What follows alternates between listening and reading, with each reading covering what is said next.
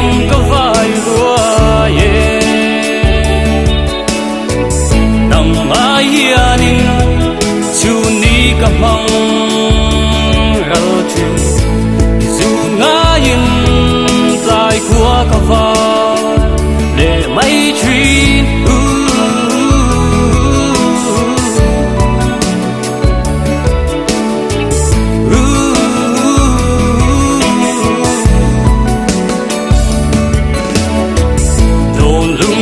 kan ka veiling te a tang reng mai zun leng za in kim donin tua har nge ye an đêm thấy lâu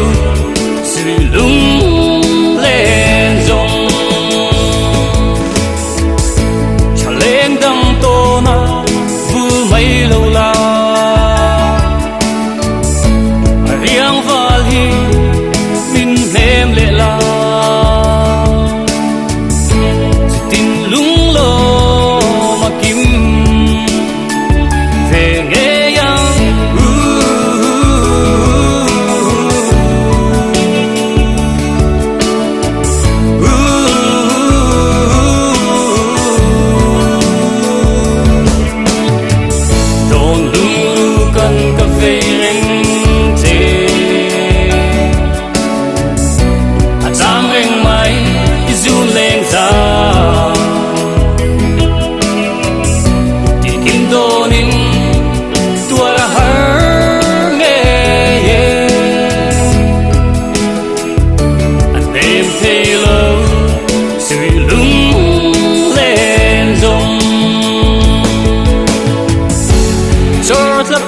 le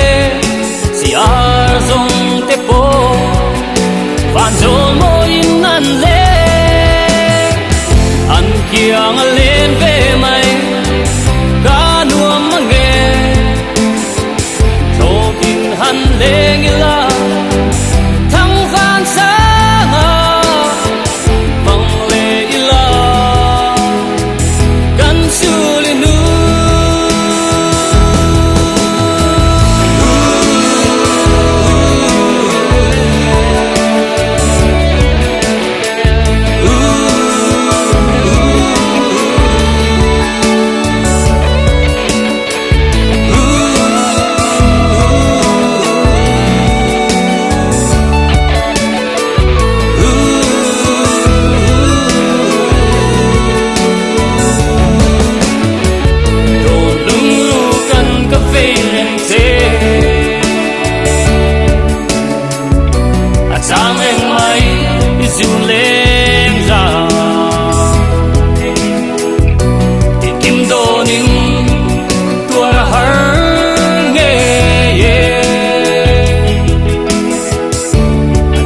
thấy lâu